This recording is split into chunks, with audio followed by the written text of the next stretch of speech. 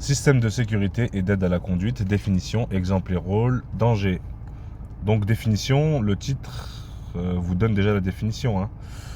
Ce sont tous les équipements qui améliorent la conduite et la sécurité et le confort, la conduite et la sécurité du conducteur. Ensuite, exemple et rôle. J'insiste, ne donnez pas un exemple dont vous ne connaissez pas le rôle. Alors, l'affût, aide au freinage d'urgence, qui permet d'amplifier le freinage en cas de freinage brusque. Vous savez, la pédale de frein se ramollit et du coup, vous avez encore une amplification supplémentaire de freinage.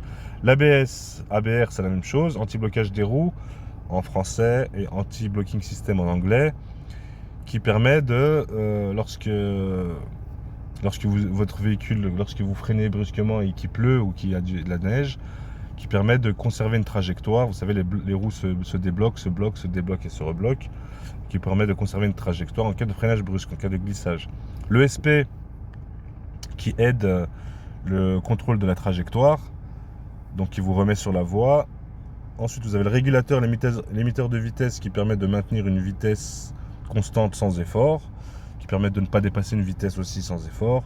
Après, vous en avez plein, hein, détecteur d'angle mort, détecteur de franchissement de ligne, détecteur de distance de sécurité, donc tout ça qui avertit le chauffeur.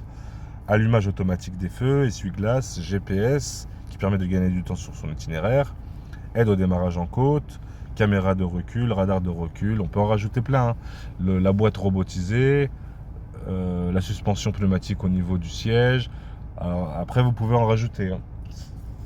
Ce qu'on aime bien, c'est l'affût, l'ABS, le SP et le GPS, hein. En général, on aime bien ces exemples-là. Alors, j'insiste encore, ne donnez pas un exemple dont vous ne connaissez pas le rôle. Les dangers, donc, ce sont toutes ces aides font baisser donc la vigilance du conducteur et en cas de défaillance, le chauffeur risque d'être surpris et risque de plus savoir faire. Donc du coup, vous retrouvez ce que vous voyez tous les étés, les chauffeurs sur l'autoroute avec les pieds sur le tableau de bord et qui baissent énormément leur vigilance, qui peut risquer d'avoir un grave accident et qui peuvent être surpris. Vous savez, la mécanique, elle a ses limites.